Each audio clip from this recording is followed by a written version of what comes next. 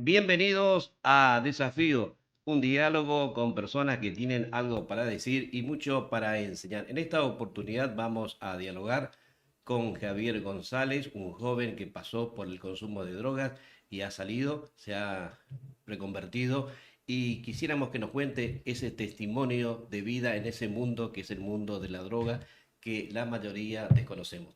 Javier González, muchas gracias por tu visita. Hola Miguel, bueno, gracias a vos, gracias también a tu audiencia que va a compartir esta hora con nosotros, este momento, y donde vamos a abrir un poco el corazón para contar lo que es el flagelo de las adicciones y bueno, lo difícil de este mundo que quizás para muchos es desconocido, pero que está a la vuelta de la esquina. Javier, ¿cómo fueron las circunstancias que te llevaron a consumir y cuánto tiempo consumiste y a qué edad empezaste? Bueno, el día exacto no me acuerdo, pero aproximadamente con 14 años. Recuerdo que era la época donde empezábamos a probar el alcohol, teníamos esas fiestas de 15, Ujú. los matinés, y bueno, de a poco fui como naturalizando un poco más el olor a marihuana. Al principio fue, güey, qué raro, pero con el tiempo ya era algo normal que en las fiestas alguien prenda un cigarrillo de marihuana. Bueno, cigarrillos comunes siempre también había, ¿no? Pero era algo como no tan llamativo porque en esa época la marihuana todavía era más ilegal. Ahora yo veo que es mucho más común que en los jóvenes eh, fumen, compren y bueno, lamentablemente como que el consumo aumentó según mi perspectiva. Y bueno, desde los 14 15 años cuando empecé a ir a estas fiestas y me abrí primero al mundo del alcohol, después con el tiempo accedí también a consumir un poco más de alcohol y hacer como un cóctel, diríamos. Primero íbamos con el alcohol y después también iba la marihuana y con el tiempo me fui abriendo a otras nuevas drogas que eran más pesadas, más duras, le Ujú. dicen. Y bueno, por ejemplo, antes cuando consumíamos marihuana y alcohol, llevábamos a nuestros hogares bastante cansados, éramos con mis amigos jugadores de fútbol, entonces entrenábamos a la tarde, a la noche seguíamos de fiesta y al otro día amanecíamos muy cansados. Pero el problema estaba cuando teníamos que ir a nuestros hogares, porque todos vivíamos en la casa de nuestros padres y teníamos olor a alcohol, los ojos rojos, porque la marihuana te hace así que tus ojos se achinen un poco y se vuelvan muy rojos. Y entonces para no estar tan mal, nos contaron que la cocaína nos iba a levantar un poco, que íbamos a poder estar más eh, como animados y también como que se iba a pasar ese efecto de las otras drogas, del alcohol. Y bueno, y así comenzamos también en el mundo de la cocaína aproximadamente a los 15 16 años. ¿Qué efectos producen las drogas? ¿Qué experiencias? ¿Qué sensaciones son? Y bueno, depende qué droga, ¿no? Yo por lo menos las que consumí, cada una tenía un efecto diferente. El alcohol y la marihuana se pueden asemejar un poco, aunque el alcohol eh, te hace terminar muy mal, podríamos decir, vomitando, borracho. Y te digo el alcohol porque el alcohol también es una droga lícita, podríamos decir, que está naturalizada, pero que hace muchísimo daño y quizás es la puerta por la que muchísimos jóvenes o personas de cualquier edad entran después al mundo de las drogas. Y bueno, después la marihuana también es parecida, como decía hoy, al alcohol, pero no te hace perderte. Si uno, por ejemplo, se emborracha, eh, puede hacer cosas que al otro día no se acuerde tanto. En cambio, con la marihuana uno está ahí medio consciente, pero un poco mareado. Y bueno, la marihuana también al principio te alegra mucho y después te marea un poco y te da ganas de consumir algún alimento para rescatarse, como se dice, que es Ujú. la manera de que pase el efecto.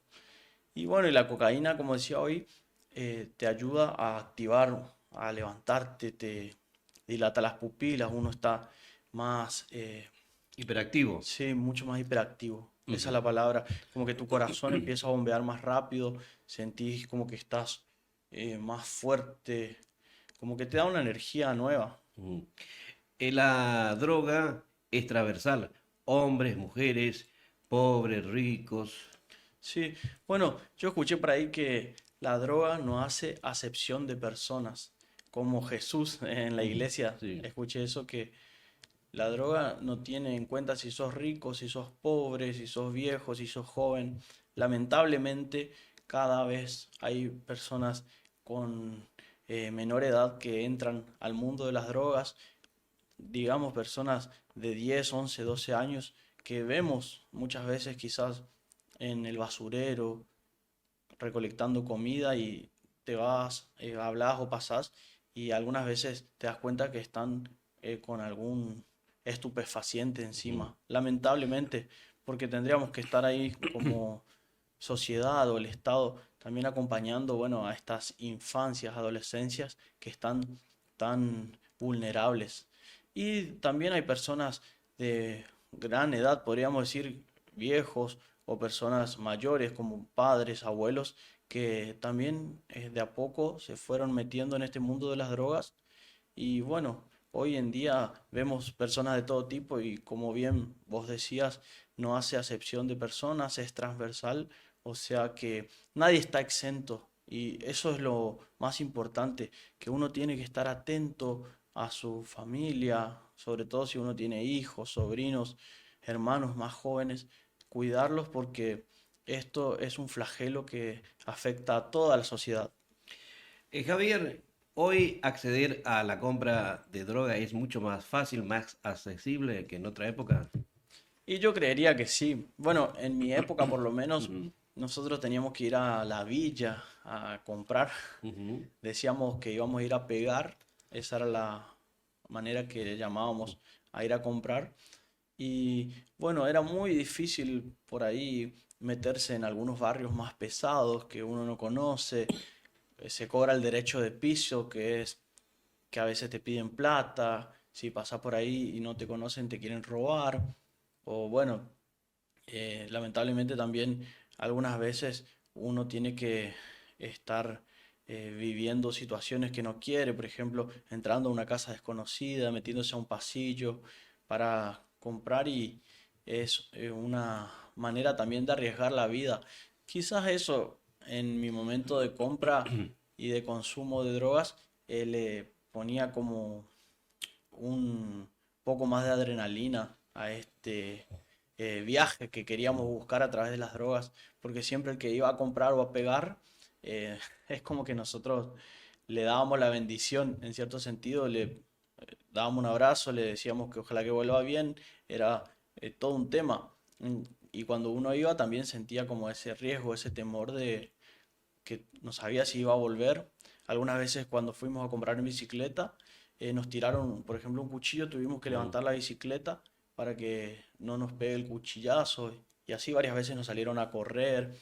En algunos lugares más oscuros escuchamos disparos. Bueno, era todo una, Era parte de la aventura. sí, era mucha adrenalina y hoy yo veo a jóvenes por ahí en la esquina. Ayer estaba comprando un chipán Bocá en una esquina de aquí de Corrientes y vi como una moto pasó y le dio en la mano a otra persona una bolsita. Rápido, yo ya le Mm. comenté a mi esposa y le dije, mira, le está dejando droga. Y ella me dice, güey, ¿cómo vos percibís eso? Y como yo ya estuve en ese mundo, entiendo esos códigos culturales y rápido me doy cuenta. En cambio, por ahí nosotros, los otros que no consumieron, como que pasa desapercibida Mm. esas actitudes. Y yo también, por ejemplo, sé percibir cuando alguien está consumido, cuando alguien viene bajo el efecto de algún estupefaciente y en cambio mi esposa me dice, ah, yo no me di cuenta. Pero es por la experiencia, ¿no? Ujú. Javier, el adicto no solo se autodestruye, sino que también destruye a su familia, se aísla de los amigos y es como que se crea un gueto entre ustedes. Em, Yo no sé cómo decirlo porque siento que uno no quiere aislarse, pero el mismo consumo te hace sentirte como un sapo de otro pozo. Ujú. Y cuando yo consumía también era mucho más difícil, como decía hoy, y como era tan mal visto, uno todo el tiempo tenía que estar escondido. Hoy, por ejemplo, es común para mí pasar por las calles y sentir olor a marihuana. Y antes uno se iba a una esquina, se iba a la playa, al parque, o buscaba un lugar aislado donde nadie sienta, donde nadie se dé cuenta. Ujú. En cambio, hoy yo veo que el que consume no tiene tanta vergüenza, no tiene ese problema que vivíamos nosotros. Pero sí, siento que en cierto sentido uno se aísla porque no con cualquiera se puede hablar de estos temas de drogas, no con cualquiera se puede hablar de la dificultad que tuvo para ir a comprar la droga, para ir a pegar, y es como que uno va generando un sentido de pertenencia con las personas de su mismo palo, se Ujú. diría, o de, que andan en su misma onda, en su mismo tema. Pero sí, eso también afecta mucho al que está en el consumo, de que se va corriendo hacia un costado y después él no sabe cómo salir y también, bueno, la familia quizás no sabe cómo ayudarle. Y no solo de droga, de estupefacientes. Hoy, actualmente, vivimos con esto de la tecnología, personas que están adictas al teléfono, al internet, por ejemplo, y se aíslan muchísimo y pasan más tiempo con una máquina que con sus familiares o con personas humanas, podríamos decir. Javier, vos tuviste un amigo que consumía y que se suicidó. Sí, un montón de mis amigos perdieron la vida por el consumo y yo creo que, como dicen por ahí, que el camino del adicto, lamentablemente, o termina o en la cárcel, o en el cementerio, o en Ujú. la clínica. Son las 3 C, como se dice. Y bueno, yo lo viví mucho. Muchos amigos míos terminaron presos, algunos por ahí los voy a visitar, otros terminaron muertos. Hace poco murió el año pasado un amigo en el invierno por estar durmiendo en el Parque Mitre. Él también estaba en el consumo. Bueno, después le echaron de su casa, terminó viviendo en la calle y murió de frío, de neumonía, ¿no? Pero obviamente el consumo le había afectado muchísimo. Y bueno, vi a varios amigos morirse y entre ellos estaba también hace 10 años en el consumo con nosotros un amigo que se llamaba Bruno, el jugador de fútbol, muy buen jugador. Y bueno, de a poco entró también en este mundo de las drogas y cuando nos dimos cuenta estábamos tan metidos que nuestros padres no sabían cómo ayudarnos y lo internaron. Al año y medio sale de la internación y vuelve a jugar con fuego, podríamos decir, a meterse en este ambiente de la droga y vuelve a consumir y cuando se da cuenta termina de nuevo en el consumo, con problemas en la familia y bueno, sus familiares le ofrecieron que se vaya de vuelta a internarse y él dijo que no quería saber más nada y como era menor, bueno, los padres vieron que cada vez iba empeorando su situación y le dijeron que lo iban a internar nuevamente. Y él, con miedo por esa situación, ya no quería volver a internarse. Imagínate un joven pasar un año y medio en una clínica no es seguramente nada fácil. Entonces, bueno, una noche salimos, nos escapamos y a la madrugada, cuando estaba saliendo el sol, nos dijo, vamos a mi casa, acompáñenme. Y nos llamó a Carlos y a mí, que éramos sus dos mejores amigos. Y bueno, fuimos hasta su departamento y ahí nos dijo, espérenme, vamos a tomar un café, siéntense acá en el living. Y ahí se fue, habló con sus padres y nosotros pensamos que después iban a salir los papás, que le íbamos a tener que explicar dónde fuimos, qué pasó. Pero no, pasó corriendo él y se tiró delante nuestro del balcón. Fue un hecho muy conocido aquí en Corrientes porque fue en la zona céntrica y bueno, que marcó nuestra vida para siempre. Ujú. Javier, ¿qué fue lo que te motivó salir de este mundo de las drogas? Bueno, una de las motivaciones fue la muerte de mi amigo. Em, Sin darme cuenta, yo también entré en una depresión después de su muerte. Ya no quería ir a jugar al fútbol. En esa época estábamos jugando en Boca Unidos y dejé de ir a las prácticas, dejé también de ir a la escuela. Y bueno, mi familia también pensó que la mejor manera de ayudarme, porque uno no sabe más cómo ayudarle a su hijo, a su ser querido, entonces recurre a un profesional y bueno, ahí me derivaron a una clínica y estuve internado. Y ahí una persona de la clínica me habló de Jesús, me dijo que con Dios se puede salir adelante.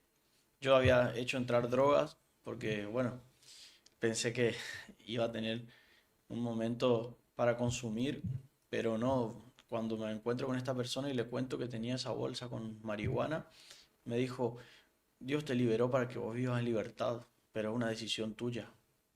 Y bueno, ahí yo como que razoné y dije, ¿para qué estoy acá si no voy a dejar del todo?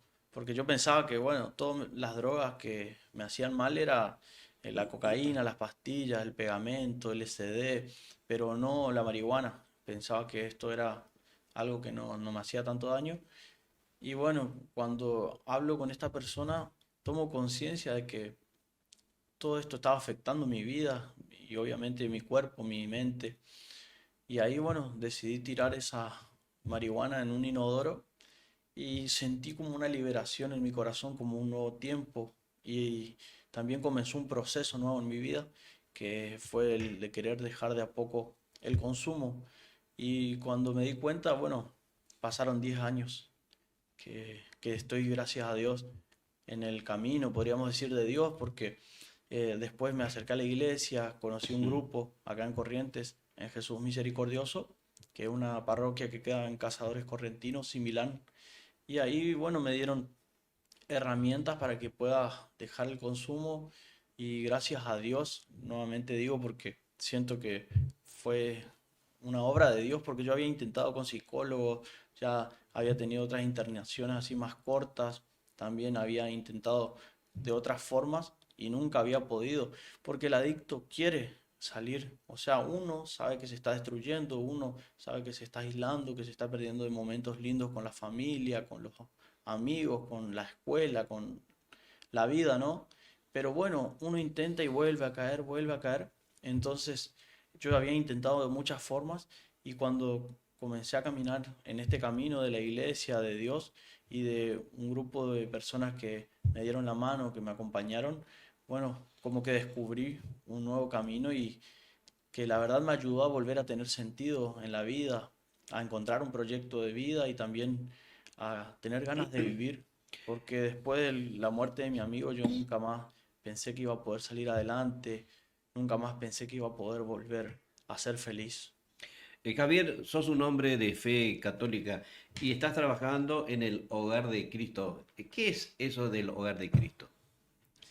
Bueno, el Hogar de Cristo es una casa que se abrió ahora hace poco tiempo, el 24 de septiembre, el Día de la Virgen de la Merced. Ujú. Inauguramos el primer Hogar de Cristo aquí en Corrientes, en la calle General Urquiza y la esquina de Corinto.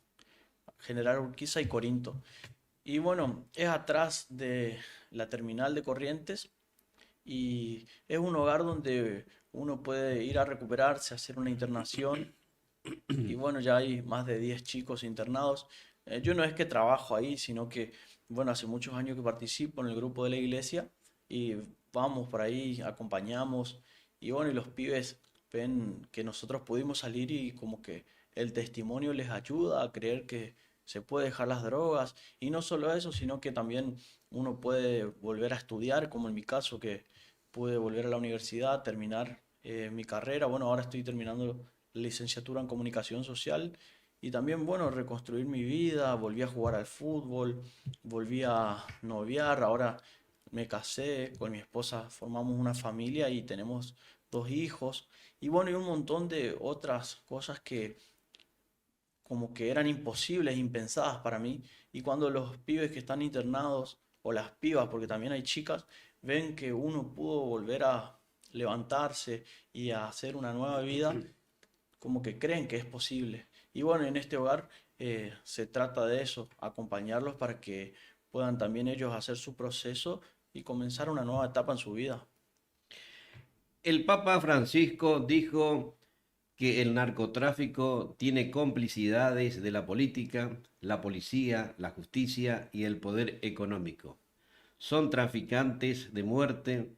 Parece que esta batalla con los narcos y las drogas estamos perdiendo. Y bueno, si uno mira las estadísticas, sale a los barrios, se da cuenta de que ha crecido, que ha aumentado el consumo de droga, el narcomenudeo, bueno, hasta en los políticos parece que también uno no puede creer, por ejemplo, ahora Juan Grabois le hizo una denuncia a Luis Espert porque supuestamente fue financiado por un tal Machado, que es un narcotraficante que está, bueno, siendo investigado por la justicia estadounidense. Y uno ve cómo también en la política se metió esto de transar, como decimos, con los narcos y cómo se fue liberando también el terreno para que estas personas, estas bandas delictivas puedan ir tomando partido. Y bueno, lamentablemente también hubo como de parte del Estado actual una, eh, un abandono a los sectores más populares, a las organizaciones de sociedad civil, por ejemplo, a los merenderos, a los comedores, y que son patas importantísimas para que los barrios uno pueda como que salir adelante, que pueda alimentarse bien, porque ¿quién va a poder estudiar si no come bien? Y muchas veces uno recurre a la droga, como contaba hoy, que se va, por ejemplo, a buscar una bolsa de basura porque se está muriendo de hambre y como no consigue nada, prefiere llenarse de droga porque, por ejemplo, la marihuana al principio, como contaba, te dan ganas de comer, después de fumar marihuana uno quiere consumir algún alimento, pero cuando ya uno no tiene para consumir alimento y vuelve a fumar y vuelve a consumir drogas, como que el estómago se va cerrando y así vemos a un montón de jóvenes, de personas que están desnutridas y bueno, que están bastante deterioradas. Entonces, no sé si decir que estamos perdiendo la batalla, pero bueno, lamentablemente la pandemia de la COVID-19 pasó y hoy vemos que la pandemia de las drogas fue creciendo y estamos intentando darle batalla y creo que es también un llamado a toda la sociedad, a vos que nos estás viendo, a acercarte, a donar tu tiempo. Quizás no tenés plata, pero bueno, se necesitan de manos, por ahí algún profesional de la salud que quiera eh, ayudar. Todas las personas, todas las formas que puedan darnos unas manos, nos vendrá bien. Así que ahí en la parroquia Jesús Misericordioso, que quedan Cazadores Correntinos y Milán, uno puede ir y ver cómo puede colaborar con esto, porque como decía hoy, es un tema que nos toca a toda la sociedad. Javier González, después de haber pasado por el mundo de la droga, se casó, tiene hijos, está terminando una licenciatura, ha escrito un libro, es decir, que se puede. Y el testimonio de Javier es muy importante. Por eso quisiéramos que finalmente Javier brinde un mensaje a los jóvenes, a las familias y a la sociedad. Bueno, gracias Miguel por la oportunidad nuevamente y gracias a vos también por poner tu granito de arena en esta batalla, en esta gran oportunidad que tenemos de darle una mano a aquel que más sufre. Nuestro hogar, el hogar de Cristo, tiene como lema recibir la vida como viene. Es una frase del Papa Francisco y vos también que nos estás acompañando podés darle una mano a aquel que está caído, podés darle una mano a aquel que está perdido, porque como yo también estuve caído y perdido, alguien vino, me dio la mano y me ayudaron a levantarme. Y hoy puedo agradecer y después de 10 años de haber dejado el consumo, puedo decir que se puede, pero que necesitaba de esa mano, de esa palmada, de ese abrazo, que me digan vos podés. Y yo creo que hoy también podemos ser esos instrumentos para que otras personas que están tristes, que están desanimadas, que están caídas, se puedan levantar. Y bueno, creo que, como dijo el Papa Francisco, tenemos que solamente mirar para abajo a uno para levantarlo. No tenemos que creernos más o superiores porque no nos pasó, ya que lamentablemente esta, eh, como decía hoy, pandemia del consumo, este flagelo de las drogas, nos puede afectar a todos y a la sociedad en sí ya le está afectando. Entonces es una oportunidad también para darle una batalla, acompañando a los que más sufren. Y bueno, un llamado de atención para vos también que tenés tu familia, tenés algún ser querido, cuidalo, decí lo que le querés, porque la droga es una forma de suicidio constante, pero hay muchas formas también de morirse día a día y hay muchas personas que se quieren quitar la vida y por eso caen en el consumo. Así que amale a aquel que le tenés cerca, dale un abrazo y decirle que puede, que se puede salir adelante. Porque bueno, en mi caso, yo después de la oscuridad pude ver la luz y creo que cualquier persona puede hacerlo. Así que ánimo.